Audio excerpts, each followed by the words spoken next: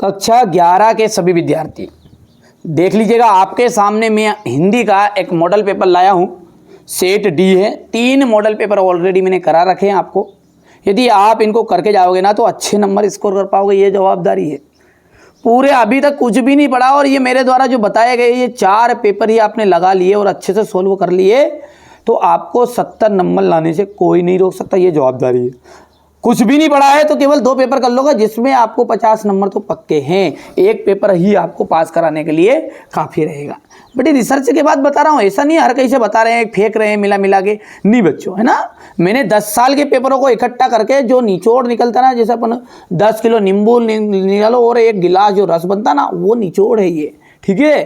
तो देर किस बात की, फटाफट से शुरू करते हैं। वीर गाथा काल की जो प्रसिद्ध रचना है वो क्या है, पृथ्वीराज रासो। मीरा अपना सर्वस्व मानती है। देखिए मीराबाई जो है ना सब कुछ कृष्ण को ही मानती थी, ठीक है, कि उसने कह दिया था कि ले राना संभाल तेरी नगरी, वृंदावन मेरी ससुराल। यानी कि कहने का मतलब क्या है, सर्वस्व सब कुछ न्यौछावर भगवान कृष्ण को ही उन्होंने मान लिया था। हिंदी का प्रथम उपन्यास माना गया है। देखो परीक्षा गुरु जो है ना उसको सबसे पहला प्रथम उपन्यास माना गया है। चित्रपट संगीत का पर्याय है लता मंगेशकर। पटकथा की मूल इकाई आ जाएगा दृश्य। संक्षेपण का गुण नहीं है, संक्षेपण में क्या नहीं होता है, शुद्धता नहीं होती है। कवि भवानी प्रसाद मिश्र अपने पिता के 5वें पुत्र थे।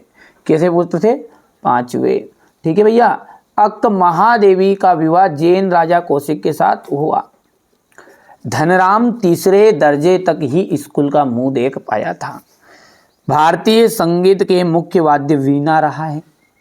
इंटरनेट जनसंचार का प्रसिद्ध व लोकप्रिय माध्यम बना। काव्य में बिंब को शब्द चित्र माना जाता है। कुल की हानि, देखो पहला क्या है हमारा, कुल की हानि। कुल की हानि का मतलब होगा परिवार की मर्यादा। ओस के फूल एक गद्य संग्रह है। गरबा जो कि गुजरात में। मानव ज्ञान से संबंधित सूचना, विश्व ज्ञान कोश। विभत्स रस का स्थायी भाव, तो विभत्स रस का स्थायी भाव हो जाएगा जुगुप्सा, ठीक है। आगे बढ़ते हैं और अगला देखते हैं क्या बोल रहा है ये। शब्द चित्र का आ जाएगा यहाँ पर, छठे का जाएगा 6 प्रकार के। एकमात्र सहारा, अंधे की लाठी। अब है अपना एक वाक्य में उत्तर, जो कि पहला है हमारा जगनीक द्वारा रचित कृति का नाम बताना है, परमाल रासो। दूसरी बार लॉर्ड कर्जन के भारत आने पर कौन प्रसन्न ना थे। देखो भारत आने पर कौन प्रसन्न नहीं थे, कौन खुश नहीं थे, तो भारतवासी नहीं खुश थे। आलो आदरी किस भाषा का शब्द है, बंगाली भाषा का। हिंदी शब्दकोश में लगभग कितने शब्द हैं हिंदी में, हिंदी डिक्शनरी में 5 लाख। बिंब का शाब्दिक अर्थ क्या है, मूर्तसु रूप प्रदान करना। शब्द गुण कितने प्रकार के होते हैं, तो 3 प्रकार के।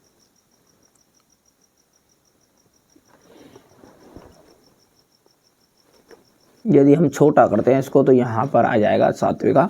अपनी करनी पार उतरने लोकोक्ति का मतलब है स्वयं के परिश्रम से ही व्यक्ति को सफलता मिलती है। धनराम कुशाग्र बुद्धि का बालक था, असत्य बात है। कृष्णा सोबती ने देशभक्ति से संबंधित कहानियां लिखी, ये भी असत्य बात रहेगी आपकी। तातुस ने बेबी को पढ़ने के लिए बांग्ला अभिधान पुस्तक दी, ये असत्य रहेगा। टिप्पणी का मुख्य उद्देश्य मामलों को लटकाना रहे, असत्य रहेगा। रोला क्या है, एक सममात्रिक छंद है।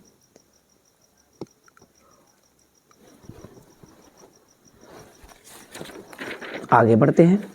ये क्वेश्चन नंबर 6 से आपका है ना पूरा बिल्कुल इसका सॉल्यूशन मैं आपको अभी बता रहा हूँ, इसके बाद ही पहले पेपर देखो आप, सॉल्यूशन आपको सबको बता दिया जाएगा। ये क्वेश्चन नंबर 7 हो गया, ये 8 हो गया है, 9, 10, ये क्वेश्चन नंबर 11 रहेगा, ये क्वेश्चन नंबर आपका 12 है। लक्षणा शब्द शक्ति की परिभाषा उदाहरण सहित लिखनी है, ये क्वेश्चन नंबर 13 आपका ठीक है भैया। इसके बाद में यदि हम बात करें तो ये रहेगा आपका क्वेश्चन नंबर 14, कालाक्षर भेष बराबर। राजभाषा की विशेषताएं देनी है, निर्देशानुसार वाक्य परिवर्तन करना है।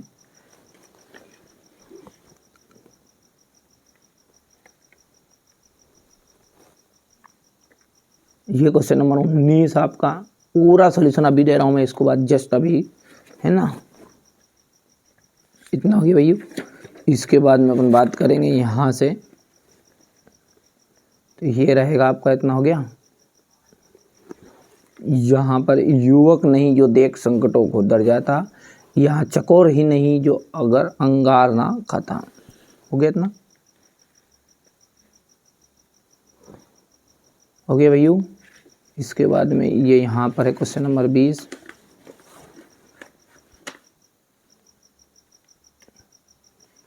इसके बाद में ये यहाँ से है, यहाँ पर है क्वेश्चन नंबर 21।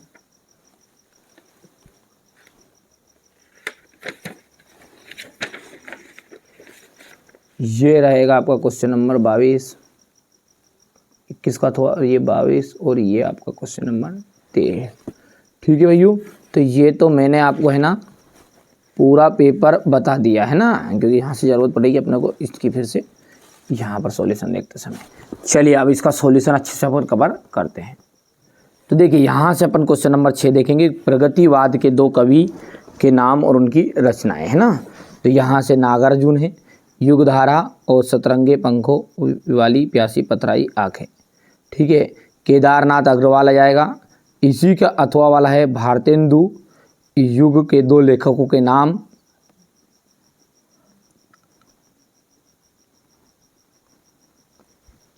मीरा जगत को देखकर क्यों रोती है।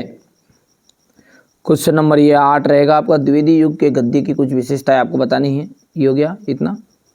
इसके बाद में यहाँ तक हो जाएगा। हो निबंध को गद्य की कसौटी क्यों कहा गया है। हो गया भैया। थोड़ा सा छोटा कर देते ताकि हमारे बच्चों को कोई दिक्कत नहीं आए। हो गया इतना। इसके बाद में ये आपका हो जाएगा क्वेश्चन नंबर 9, शिव शंभू को 2 गायों की कहानी के माध्यम से लेखक क्या कहना चाहता है।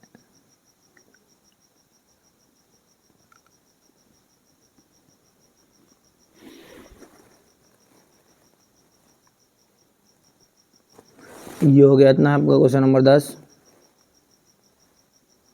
ये यहाँ से देख सकते हैं आप क्वेश्चन नंबर 10 का अथवा हो गया। इसके बाद में ये क्वेश्चन नंबर आपका 11 रहेगा यहाँ से।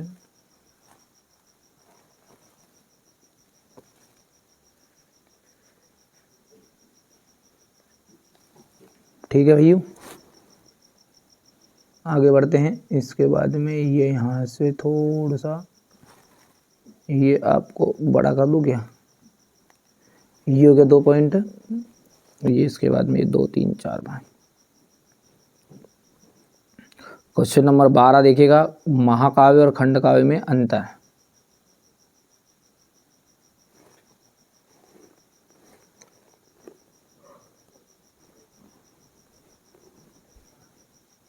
इसके बाद में यहां से आता हूं,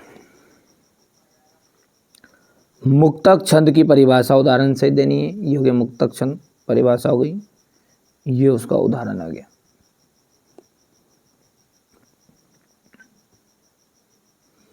कोई दीवाना कहता है, कोई पागल मजनू है। ये क्या आपका मुक्तक छंद का उदाहरण है। लक्षणा शब्द शक्ति की परिभाषा उदाहरण सहित।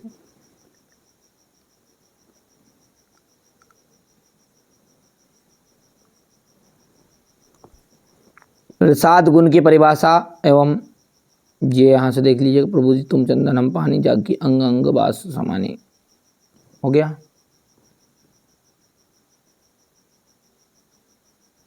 ये आपका मुहावरे में अर्थ है।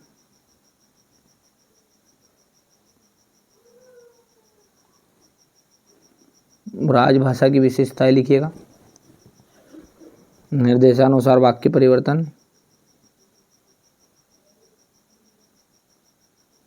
निरर्थक का शब्द युग्म हो गया भैया। क्वेश्चन नंबर 16 को देख लीजिएगा, भवानी प्रसाद मिश्र का है जीवन परिचय। तो ये तो इनके बारे में थोड़ी सी बातें हैं, तो ये अपने एमपी बोर्ड में तो कुछ आती नहीं है। और रचनाएं की बात करें, ये हो गया।